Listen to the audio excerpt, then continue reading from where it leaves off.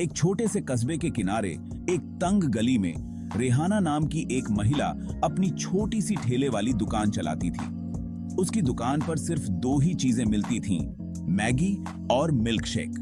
लोग अक्सर उसके ठेले को मैगी और मिल्क शेक वाली कहकर पुकारते थे। आती थी। रेहाना के जीवन की कहानी संघर्षों से भरी थी।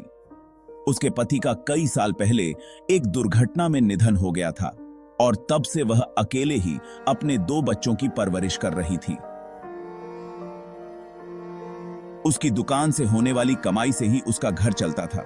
रेहाना के ठेले पर आने वाले लोग उसकी मेहनत और जज्बे की कद्र करते थे।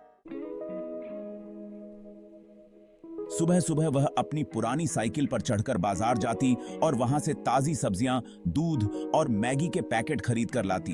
फिर वह अपनी दुकान पर बैठकर ग्राहकों का इंतजार करती। उसकी दुकान पर आने वाले ज्यादातर ग्राहक आसपास के कॉलेज के छात्र होते थे, जिन्हें रेहाना की बनाई हुई मैगी और मिल्क शेक का स्वाद बहुत पसंद था। रेहाना का मिल्क शेक खास होता था क्योंकि वह उसमें अपना एक गुप्त मसाला मिलाती थी जो उसे दूसरों से अलग बनाता था। रेहाना बहुत दयालु थी और हमेशा मुस्कुराते हुए अपने ग्राहकों का स्वागत करती थी। जब भी कोई बच्चा भूखा आता और पैसे नहीं होते तो वह उसे मुफ्त में खाना दे देती। उसके लिए यह छोटा सा ठेला ही उसकी दुनिया थी और वही उसके सपनों का सहारा भी। एक दिन कॉलेज का एक लड़का जिसका नाम आकाश था, रेहाना के ठेले पर आया। उसने रेहाना से पूछा, आंटी, आप मैगी और मिल्कशेक के अलावा कुछ और क्यों नहीं बेचती?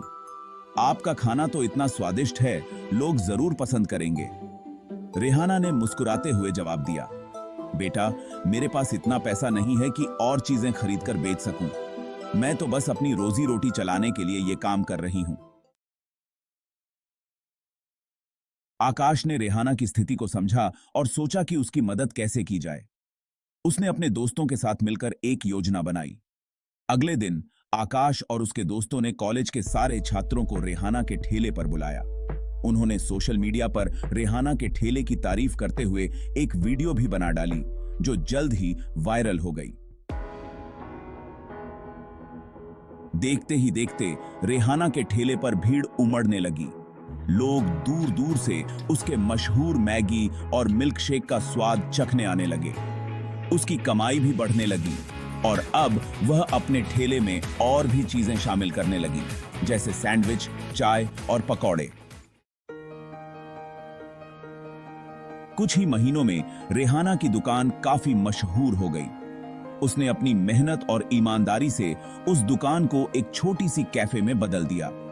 रेहाना ने आकाश और उसके दोस्तों को धन्यवाद दिया, जिन्होंने उसके सपनों को हकीकत में बदलने में मदद की थी। उसके सपनों को की। रेहाना की यह कहानी इस बात का प्रमाण है कि मेहनत, दया और थोड़ा सा जज्बा किसी भी सपने को सच कर सकते हैं। और कभी-कभी हमें बस एक मददगार हाथ की जरूरत होती है, जो हमें हमारी मंजिल तक पहुंचा सके।